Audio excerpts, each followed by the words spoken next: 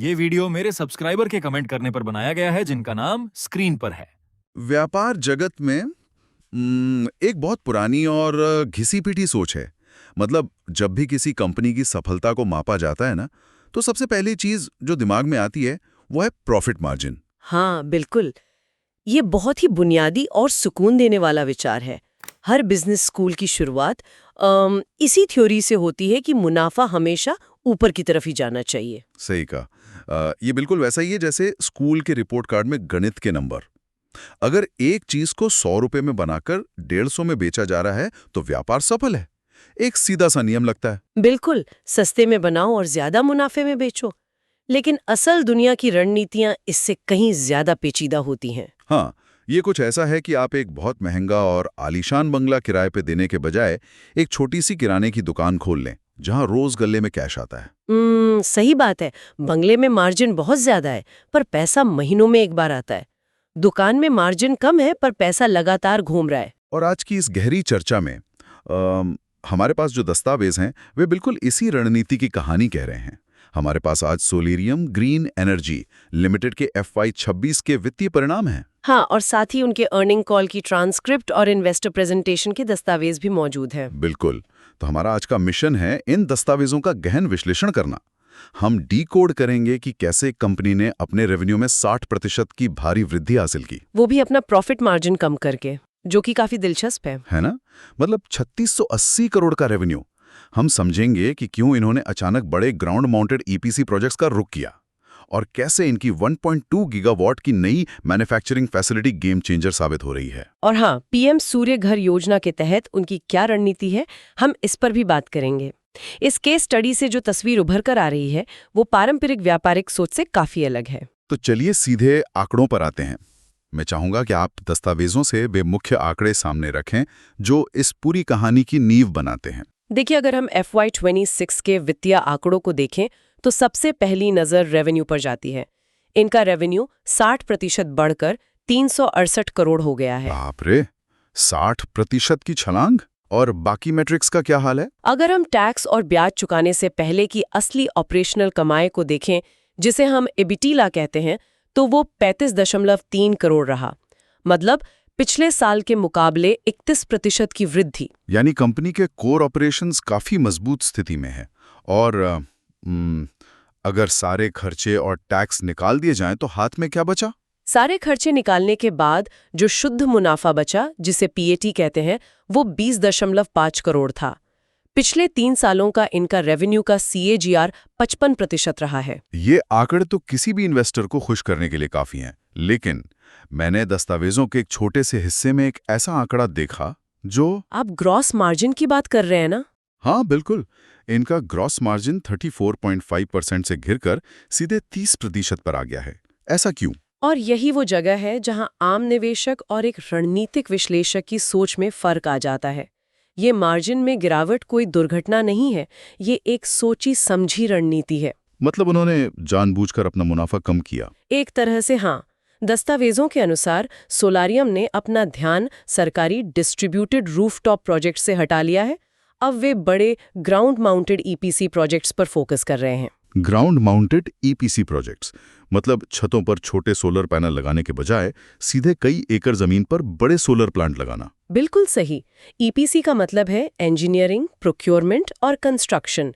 यानी कंपनी सिर्फ पैनल बेच नहीं रही है, बल्कि पूरा प्लांट बनाकर चालू करने का ठेका ले रही है। अच्छा, तो क्या प्रेजेंटेशन में ऐसे किसी बड़े प्रोजेक्ट का जिक्र है? हाँ, इन्वेस्टर प्रेजेंटेशन में महाराष्ट्र के एक ऐसे ही प्रोजेक्ट का जिक्र है।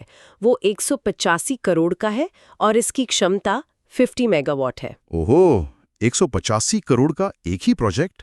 लेकिन जब आप इतने बड़े स्तर के होलसेल प्रोजेक्ट्स लेते हैं तो प्रतिस्पर्धा ज्यादा होती है ना? बिल्कुल, और इसीलिए आमतौर पर उनमें प्रॉफिट मार्जिन प्रतिशत के हिसाब से कम होता है। तो ये तो कुछ वैसा ही हो गया जैसे कुछ गिने चुने कस्टम सूट बनाने वाले दर्जीज से एक बड़े होलसेल सप्लायर में बदल जाना। बहुत ही सटीक एनालॉजी है। लेकिन एक बात बताइए, क्या वॉल्यूम के लिए प्रॉफिट मार्जिन की कुर्बानी देना सुरक्षित है? अगर एक भी बड़ा प्रोजेक्ट अटका तो पूरा कैश फ्लो बिगड़ सकता है। ये एक बहुत ही वाजिब चिंता है, लेकिन दस्तावेजों में जो कैश कन्वर्जन साइकिल का विश्लेषण दिया गया है वो इस रणनीति के पीछे का असली तर्क समझाता है। तो इस कैश कन्वर्जन साइकिल के विज्ञान को थोड़ा गहराई से समझाइए। ये जमीन पर काम कैसे करता है? मैं समझाती हूँ। जब कंपनी सरकारी रूफटॉप प्रोजेक्ट्स करती थी तो प्रक्रिया बहुत नौकरशाही में उलझी होती थी। आपने पैनल लगा दिए, फिर सरकारी निरीक्षण होगा, फाइलें पास होंगी। और तब जाकर कहीं पेमेंट मिलेगी। इसमें कितना समय लग जाता था? इसमें औसतन 120 से 150 दिन लग जाते थे। इसका मतलब है कि कंपनी की अपनी पूंजी लगभग 5 महीने तक बाजार में फंसी हुई है। मतलब उस पैसे से वे कोई और नया प्रोजेक्ट नहीं ले सकते? उन्हें नए काम के लिए बैंक से और कर्ज लेना पड़ेगा, जिस पर भारी ब्याज देना होगा। एकदम सही। लेकिन दूसरी तरफ जब वे महाराष्ट्र जैसे बड़े प्राइवेट ईपीसी प्रोजेक्ट्स करते हैं तो कॉन्ट्रैक्ट में पेमेंट की शर्तें माइलस्टोन पर आधारित होती हैं। माइलस्टोन पर, यानी जैसे जैसे काम होगा पैसा मिलता रहेगा। हाँ, जैसे ही साइट पर मॉड्यूल डिलीवर हुए 15 से 30 दिन के भीतर पेमेंट का एक बड़ा हिस्सा आ गया। फिर केबल का काम पूरा हुआ तो अगला पेमेंट आ गया। अरे वाह! तो मार्जिन भले ही 34% से घटकर 30% हो गया हो, लेकिन वो 30% मुनाफा साल में 5 बार आ रहा है। बिल्कुल, यही पैसे का वेग या वेलोसिटी ऑफ मनी है। तेजी से पैसा वापस आने का मतलब है कंपनी अपनी ही वापस आई पूंजी से ज्यादा प्रोजेक्ट्स उठा सकती है बिना फालतू कर्ज लिए। ये सच में एक मास्टर स्ट्रोक है। उनके सीएफओ ने भी कॉल में इस बात पर जोर दिया। 150 करोड़ रुपए के प्रोजेक्ट को चलाने के लिए उन्हें वास्तव में सिर्फ 30 से 35 करोड़ रुपए की वर्किंग कैपिटल चाहिए होती है, क्योंकि बाकी पैसा तो प्रोजेक्ट के दौरान ही ग्राहक से आता रहता है। लेकिन देखिए, यहाँ एक और पेच है। वो क्या? अगर आप इतनी तेजी से बड़े प्रोजेक्ट्स ले रहे हैं और आपको हर 15 दिन में साइट पर माल डिलीवर करना है, तो आपको बहुत सारे सोलर पैनल्स की जरूरत होगी। बिल्कुल, सप्लाई चेन बहुत मजबूत होनी चाहिए। हाँ, अगर आप किसी और से पैनल खरीद रहे हैं और उसने डिलीवरी में देरी कर दी, तो आपका ये सारा माइलस्टोन पेमेंट का गणित तो धरा का धरा रह जाएगा ना। जोखिम को खत्म करने के लिए अहमदाबाद की उस नई मैन्युफैक्चरिंग फैसिलिटी की एंट्री होती है, जिसका जिक्र दस्तावेजों में बहुत प्रमुखता से है। हाँ, मैंने पढ़ा था। उन्होंने 1.2 गीगावाट की पूरी तरह से ऑटोमेटेड मॉड्यूल मैन्युफैक्चरिंग फैसिलिटी शुरू की है। सही कहा, और इसकी क्षमता आपको हैरान कर देगी। मुझे याद है, दस्तावेजों में एक आंकड़ा था जिसने मेरा ध्यान खींचा। इस नई फैसिलिटी में हर 16 सेकंड में एक सोलर पैनल बनता है। हाँ, 16 सेकंड। मतलब जितनी देर में हम ये बात कर रहे हैं, फैक्ट्री की लाइन से 2-3 नए पैनल बनकर तैयार हो चुके हैं। रोजाना 4000 पैनल। ये क्षमता सच में चौंकाने वाली है। सिर्फ रफ्तार ही नहीं, ये फैसिलिटी 725 WP तक के बड़े G12 पैनल बना सकती है। WP यानी वॉट पीक, जो पैनल की अधिकतम बिजली पैदा करने की क्षमता को दर्शाता है ना? बिल्कुल। 750 वॉट के बड़े पैनल बनाने का फायदा ये है कि बड़े EPC प्रोजेक्ट्स में कम पैनल्स लगाकर ज्यादा बिजली बनाई जा सकती है, जिससे इंस्टॉलेशन में लगने वाली लेबर और समय की भारी बचत होती होगी। लेकिन एक बात सोचिए, जब आप हर 16 सेकंड में एक पैनल बना रहे हैं, तो क्वालिटी का क्या? क्वालिटी कंट्रोल के लिए उन्होंने बहुत तगड़ा सिस्टम लगाया है। मतलब इतनी स्पीड में इंसानी आंखें किसी खराबी को कैसे पकड़ सकती हैं? यहीं पर दस्तावेजों में बताया गया AI पावर्ड क्वालिटी कंट्रोल और RFID ट्रेसेबिलिटी का तंत्र काम आता है। इस लाइन में इंसान पैनल को चेक नहीं कर रहे हैं। अच्छा, तो ये कैसे काम करता है? इसके पीछे की तकनीक क्या है? इस ऑटोमेटेड लाइन में मशीन विजन और आर्टिफिशियल इंटेलिजेंस का इस्तेमाल होता है। जब सोलर सेल जुड़ रहे होते हैं तो AI कैमरे हर एक सेल की हाई रेजोल्यूशन तस्वीर लेते हैं। ओहो। हाँ, अगर किसी सेल में बाल के बराबर भी कोई माइक्रो क्रैक या दरार है जिसे इंसानी आंख नहीं देख सकती, तो AI उसे तुरंत पकड़ लेता है और लाइन से बाहर कर देता है। ये तो बहुत एडवांस है। और ये जो RFID ट्रेसेबिलिटी है, इसका क्या रोल है? ये तो वैसा ही है जैसे हम दुकानों में कपड़ों पर लगे टैग देखते हैं। ये उससे कहीं ज्यादा उन्नत है। मान लीजिए आज से 10 साल बाद किसी बड़े प्रोजेक्ट में एक पैनल काम करना बंद कर देता है। आमतौर पर तो कंपनी को पता लगाने में ही लाखों रुपए और महीनों लग जाते होंगे कि खराबी कहाँ से आई। बिल्कुल, लेकिन RFID के कारण वे उस पैनल को स्कैन करेंगे और उन्हें तुरंत पता चल जाएगा कि वह पैनल किस दिन, किस मिनट और किस बैच के सिलिकॉन सेल से बना था। अरे वाह! मतलब उस समय मशीन का तापमान क्या था, ये भी पता चल जाएगा। हाँ, यह भविष्य में आने वाले करोड़ों रुपए के वारंटी क्लेम के जोखिम को लगभग खत्म कर देता है। अब मुझे समझ आ रहा है कि क्यों तकनीक पर इतना जोर दिया जा रहा है। लेकिन देखिए, इन सब का एक भारी वित्तीय बोझ भी तो है आप कैपेक्स की बात कर रहे हैं। है मशीनें और इमारतें खड़ी करने में, और इसके अलावा 100 करोड़ रुपए की वर्किंग कैपिटल भी लगी है। रोजमर्रा के खर्चे और कच्चा माल खरीदने के लिए। इसी कर्ज की वजह से इस साल कंपनी की फाइनेंस कॉस्ट 3.5 करोड़ रुपए से सीधे 10-10.5 करोड़ रुपए हो गई हैं। हाँ, फाइनेंस कॉस्ट बढ़ी है। तो क्या ये भारी भरकम निवेश सिर्फ खुद को बड़ा दिखाने की कोशिश नहीं है? क्या वाकई ये लंबी अवधि में फायदा दिलाएगा? देखिए, अगर कोई कंपनी सिर्फ पैनल बाजार में बेचने के लिए इतना बड़ा निवेश करती तो ये एक बड़ा जोखिम होता। लेकिन यहाँ रणनीति कुछ और है। क्या रणनीति है? इसे व्यापार की भाषा में वर्टिकल इंटीग्रेशन कहते हैं। अर्निंग कॉल में मैनेजमेंट ने स्पष्ट किया कि इस नए प्लांट के भारी भरकम उत्पादन का 40 से 50% हिस्सा कंपनी बाजार में बेचेगी ही नहीं। एक सेकंड, बेचेगी ही नहीं? तो फिर इतना बना क्यों रहे हैं? वे इसे खुद के उन बड़े ईपीसी प्रोजेक्ट्स में इस्तेमाल करेंगे जिनकी हमने पहले बात की थी। इसे कैप्टिव कंजम्पशन कहा जाता है। ओहो, इसका मतलब वे खुद ही अपने सबसे बड़े ग्राहक बन गए हैं। सही कहा। और जब आप खुद के बनाए पैनल अपने ही प्रोजेक्ट में लगाते हैं तो बीच के सप्लायर का मुनाफा खत्म हो जाता है। तो इससे उनकी लागत कितनी कम होती है? दस्तावेजों के अनुसार इससे कंपनी को हर ईपीसी प्रोजेक्ट की कुल लागत में 5% का सीधा फायदा मिलता है। 185 करोड़ रुपए के प्रोजेक्ट में 5% की बचत कोई छोटी रकम नहीं है। बिल्कुल नहीं। और जहां तक कर्ज की बात है, सीएफओ का तर्क बहुत स्पष्ट था। 100 करोड़ रुपए की वर्किंग कैपिटल एक जरूरी शुरुआती निवेश था। जैसे जैसे मशीनें पूरी क्षमता पर काम करेंगी, ये शुरुआती कर्ज आसानी से चुकता हो जाएगा। और वो 5% का अतिरिक्त मार्जिन सीधे कंपनी के मुनाफे में जुड़ेगा। ये रणनीति तो काफी ठोस लग रही है ना? इससे उनके बड़े प्रोजेक्ट्स भी सुरक्षित हो गए और कैश फ्लो भी सुधर गया। 10% पैनल्स का क्या? वो भी एक बहुत बड़ा बाजार है। क्योंकि असली मुनाफे का खेल तो कंज्यूमर मार्केट में होता है ना, जहां आप सीधे आम आदमी को अपना प्रोडक्ट बेचते हैं। आप बिल्कुल सही दिशा में जा रहे हैं। इसका जवाब भारत के सबसे तेजी से बढ़ते घरेलू सोलर बाजार में छुपा है, जिसका आकार 1 लाख करोड़ रुपए से भी ज्यादा का आका गया है ना। बिल्कुल 1 लाख करोड़ रुपए से ज्यादा। और इसमें पीएम सूर्य घर योजना का बहुत बड़ा हाथ है। ये योजना इस पूरे सेक्टर के लिए एक जीवनदान की तरह है। हाँ, सरकार का लक्ष्य 2027 तक 1 करोड़ घरों को रूफटॉप सोलर से रोशन करने का है। दस्तावेज बताते हैं कि मई 2026 तक ही 40 लाख घर पूरे हो चुके हैं। और इस भारी मांग को देखते हुए सोलारियम इस योजना में 20,000 से अधिक रजिस्टर्ड वेंडर्स के बीच दूसरी सबसे बड़ी कंपनी बन गई है। लेकिन यहाँ एक जमीनी हकीकत पर बात करना जरूरी है।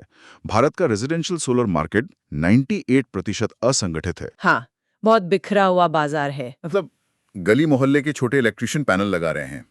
ग्राहकों को ना तो क्वालिटी का भरोसा है, ना ही इंस्टॉलेशन की कोई स्टैंडर्ड प्रक्रिया है। कई बार आंधी में पैनल उड़ जाते हैं और वारंटी के नाम पर कोई सर्विस नहीं मिलती। बिल्कुल। तो ऐसे बिखरे हुए बाजार में एक बड़ी कंपनी खुद को कैसे स्थापित कर सकती है? क्या वे खुद हर घर जाके पैनल लगा रहे हैं? नहीं, और यही उनकी रणनीति का सबसे दिलचस्प पहलू है। जब कोई कंपनी खुद घर घर जाके इंस्टॉलेशन करती है तो उसे भारी फिक्स्ड कॉस्ट का सामना करना पड़ता है। लेबर को मैनेज करना, सरकारी विभागों से नेट मीटरिंग की मंजूरी लेना। हाँ, और हर शहर में ऑपरेशन संभालना, ये सब बहुत खर्चीला और धीमा काम है। इसलिए अर्निंग कॉल में उन्होंने अपने सोलर किट मॉडल का खुलासा किया। सोलर किट मॉडल, अगर मैं इसे अपने नजरिए से देखूं तो ये सोलर इंडस्ट्री का आइकिया मॉडल लगता है। आइकिया मॉडल, ये तुलना काफी दिलचस्प है। आप इसे कैसे देखते हैं? जैसे आइकिया खुद आपके घर आकर फर्नीचर नहीं बनाता है, वो आपको एक पैक किया हुआ डिब्बा देता है जिसमें सारे हिस्से, पेंच और एक मैनुअल होता है जिसे आप खुद जोड़ सकते हैं। हाँ, बिल्कुल वैसा ही। दस्तावेज बताते हैं कि सोलारियम भी बिल्कुल यही कर रहा है। वे सीधे ग्राहकों के पास जाने के बजाय एक पैक्ड सोलर किट बना रहे हैं। सही कहा। इस किट में सोलारियम ब्रांड के ही सोलर पैनल, स्ट्रक्चर की पाइप, केबल, इन्वर्टर और मीटर होते हैं। और वैसे डिस्ट्रीब्यूट कैसे कर रहे हैं? वे इसे 25 से अधिक शहरों में फैले अपने 450 से ज्यादा सारथी पार्टनर्स के जरिए स्थानीय वेंडर्स को सप्लाई कर रहे हैं। ये मॉडल तो कई जमीनी समस्याओं को एक साथ हल करता है। बिल्कुल। स्थानीय वेंडर खुश है क्योंकि पहले उसे पैनल दिल्ली से, इन्वर्टर मुंबई से और तार लोकल मार्केट से खरीदने पड़ते थे। अब उसे एक ही जगह से पूरा कस्टमाइज्ड किट मिल रहा है। और ग्राहक खुश है क्योंकि उसे गली के इलेक्ट्रिशियन के जरिए एक बड़ी कंपनी का क्वालिटी प्रोडक्ट और वारंटी मिल रही है। और कंपनी के नजरिए से देखें तो कंपनी के नजरिए से ये बहुत ही कम फिक्स्ड कॉस्ट वाला मॉडल है। उन्हें हजारों की संख्या में लेबर फोर्स नहीं रखनी पड़ रही। स्थानीय वेंडर खुद ग्राहक ढूंढ रहा है, खुद मंजूरी ले रहा है और खुद इंस्टॉलेशन कर रहा है। सोलेरियम सिर्फ अपना प्रोडक्ट बेच रहा है। दस्तावेज बताते हैं कि पिछले साल इस किट मॉडल से कंपनी को 14 करोड़ रुपए का अतिरिक्त रेवेन्यू आया था। क्या बात है। और इसकी सफलता को देखते हुए वे साल के अंत तक 16 से 18 करोड़ की मासिक रन रेट की उम्मीद कर रहे हैं। मासिक रन रेट मतलब वे हर महीने इतनी बिक्री का लक्ष्य लेकर चल रहे हैं। ये सच में एक स्मार्ट मूव है। हाँ, बहुत तेजी से स्केल कर रहे हैं। विस्तार, नई फैसिलिटी, स्मार्ट मॉडल्स, ये सब बहुत सकारात्मक लग रहा है। लेकिन हम जानते हैं कि इस इंडस्ट्री में सरकारी नियमों का बहुत बड़ा हाथ होता है। रेगुलेटरी चुनौतियां तो हमेशा रहती हैं। भारत में रेगुलेशन रातों रात पूरे खेल को बदल सकते हैं। दस्तावेजों में ALMM 2 नियम का काफी जिक्र है। ये क्या बला है? ALMM का मतलब है approved list of models and manufacturers. सरकार का ये दूसरा चरण यानी ALMM 2 पूरी सोलर इंडस्ट्री के लिए एक बड़ा बदलाव है। इसमें नया क्या हो रहा है? इसके तहत अब ये अनिवार्य किया जा रहा है कि सरकारी योजनाओं में केवल उन्हीं सोलर पैनल्स का उपयोग होगा जिनमें लगे हुए सोलर सेल भी भारत में ही बने हों। मतलब सरकार चाहती है कि चीन या अन्य देशों पर निर्भरता पूरी तरह खत्म हो जाए। बिल्कुल। अगर ऐसा है तो यहाँ मेरा दिमाग खतरे की घंटी बजा रहा है। क्यों? आपको क्या जोखिम लग रहा है? अगर नियम लागू होगा तो देश की सभी सोलर कंपनियां अचानक से कुछ गिने चुने भारतीय सेल निर्माताओं से माल खरीदने के लिए दौड़ेंगी। बाजार में भयानक सप्लाई की कमी हो जाएगी। हाँ, ये डर तो है। और अगर ऐसा हुआ तो घरेलू सेल की कीमतें आसमान नहीं छुएंगी। और अगर कीमतें बढ़ गईं तो सोलेरियम के जो 15% ग्रॉस मार्जिन का लक्ष्य है वो तो पूरी तरह से हवा हो जाएगा। वे इसे कैसे निपटेंगे? ये एक बहुत ही तार्किक चिंता है जो कई विश्लेषकों ने भी कॉल के दौरान उठाई थी। लेकिन मैनेजमेंट ने इसके बचाव में 2 बहुत मजबूत तर्क दिए हैं। अच्छा, वो क्या है? पहली बात ये समझना जरूरी है कि सोलर इंडस्ट्री में ठेके कॉस्ट प्लस मॉडल पर काम करते हैं। Cost plus model. इसका मतलब है कि जो भी अतिरिक्त खर्च होगा उसका बोझ सीधे ग्राहक के कंधों पर डाल दिया जाएगा। बिल्कुल। अगर कल को सरकार के नियम के कारण सेल की कीमत बढ़ती है तो फाइनल प्रोजेक्ट की कीमत भी उसी अनुपात में बढ़ जाती है। यानी मार्जिन प्रतिशत में थोड़ा बहुत बदलाव आ सकता है, लेकिन जो एब्सोल्यूट प्रॉफिट है वो सुरक्षित रहता है। सही समझे आप। लेकिन क्या भारत में इतनी सप्लाई मौजूद भी है कि सभी की जरूरतें पूरी हो सकें? अगर माल ही नहीं मिला तो प्रोजेक्ट तो ठप पड़ जाएंगे। यहीं पर मैक्रो डेटा काम आता है। भारत में अभी लगभग 30 गीगावाट सेल मैन्युफैक्चरिंग कैपेसिटी तैयार हो चुकी है या अंतिम चरण में है। 30 गीगावाट? वो तो काफी है। हाँ, जानकारों का मानना है कि शुरुआत में थोड़ी उथल-पुथल हो सकती है, लेकिन अगले 6 से 8 महीनों में सप्लाई पूरी तरह से स्थिर हो जाएगी। और कीमतों को कंट्रोल करने के लिए सरकार क्या कर रही है? भारत सरकार ने कंपनियों को मनमानी करने से रोकने के लिए एंटी प्रॉफिटियरिंग नियम भी लागू किए हैं। ये एंटी प्रॉफिटियरिंग नियम कैसे काम करते हैं? इसके तहत सेल निर्माताओं को अपनी कीमतें पहले से घोषित करनी होंगी और ये साबित करना होगा कि वे अनुचित मुनाफा नहीं कमा रहे हैं। अच्छा, इससे वे सप्लाई की कमी का फायदा उठाकर अचानक से दाम नहीं बढ़ा सकेंगे? बिल्कुल। फिर भी बदलाव के इस दौर में कुछ महीनों का झटका तो लगेगा ही। क्या सोलेरियम के पास इस झटके को सहने के लिए कोई कुशन या बैकअप है? हाँ, और वो बैकअप है उनका मौजूदा ऑर्डर बुक। वो कैसे? दस्तावेज बताते हैं कि उनके पास जो 300 करोड़ रुपए से ज्यादा के ऑर्डर्स हैं, उसका एक बड़ा हिस्सा अगस्त 2025 से पहले की बिडिंग का है। तो उसमें क्या खास बात है? नियमों के मुताबिक उन पुराने प्रोजेक्ट्स में विदेशी सेल्स इस्तेमाल करने की छूट अभी भी लागू है। ओह, यानी उनके पास अगस्त 2025 तक का समय है अपनी घरेलू सप्लाई चेन को पूरी तरह से सेट करने के लिए। बिल्कुल। इससे उन्हें बदलाव के इस दौर से बिना किसी बड़े नुकसान के गुजरने का पर्याप्त समय मिल जाता है। और भविष्य के लिए उनकी क्या तैयारी है? दस्तावेज इशारा करते हैं कि वे पहले से ही बड़े घरेलू सेल निर्माताओं के साथ लंबी अवधि के कॉन्ट्रैक्ट्स पर बातचीत के अंतिम चरण में हैं। तो कुल मिलाकर उनका 2027 तक मार्केट लीडर बनने का रोड मैप काफी सुरक्षित और रणनीतिक रूप से ठोस नजर आता है। हाँ, 300 मेगावाट का उनका जो एक्टिव पाइपलाइन है, उसे देखते हुए ये लक्ष्य बिल्कुल हासिल करने लायक लगता है। तो अगर इस पूरी चर्चा का निचोड़ निकालें तो दस्तावेज साफ कहते हैं कि किसी भी बिजनेस को लंबी अवधि में अगर राज करना है तो उसे सिर्फ हर प्रोडक्ट पर ज्यादा मार्जिन कमाने के लालच से बाहर आना होगा। बिल्कुल सही। सोलारियम ने मार्जिन से ज्यादा स्केल यानी बड़े पैमाने पर काम करने को तरजीह दी। हाँ, ऑटोमेशन के जरिए क्वालिटी सुनिश्चित की, वर्टिकल इंटीग्रेशन से अपनी लागत कम की और सबसे महत्वपूर्ण, अपने कैश फ्लो को इतना तेज कर दिया कि वे बिना कर्ज के जाल में फंसे अपनी ही पूंजी से विस्तार कर सकें। और साथ ही रेजिडेंशियल मार्केट की जमीनी हकीकत को समझकर वहां एक ऐसा मॉडल उतारा जो बिना भारी खर्च के पूरे देश में फैल सके। ये सच में तकनीक, वित्त और जमीनी समझ का एक बेहतरीन संतुलन है। लेकिन जाते जाते दस्तावेजों से परे एक ऐसा विचार जो मेरे दिमाग में घूम रहा है। क्या विचार है? हमने बात की कि कैसे चीजें तेजी से बदल रही हैं। आज की तारीख में एआई और ऑटोमेशन की मदद से अहमदाबाद की उस फैक्ट्री में हर 16 सेकंड में एक सोलर पैनल बनकर तैयार हो रहा है। हाँ, ये तकनीकी प्रगति पर एक ऐसा मुकाम है जिसकी कुछ साल पहले तक कल्पना भी नहीं की जा सकती थी। लेकिन सोचिए भविष्य में क्या होगा जब यही एआई और ऑटोमेशन की तकनीक बड़े स्तर के बैटरी स्टोरेज, जिसे हम BES कहते हैं, उसे भी इतना ही सस्ता और इतनी ही तेजी से बनाने लगेगी। वो तो पूरी ऊर्जा इंडस्ट्री को बदल कर रख देगा। बिल्कुल।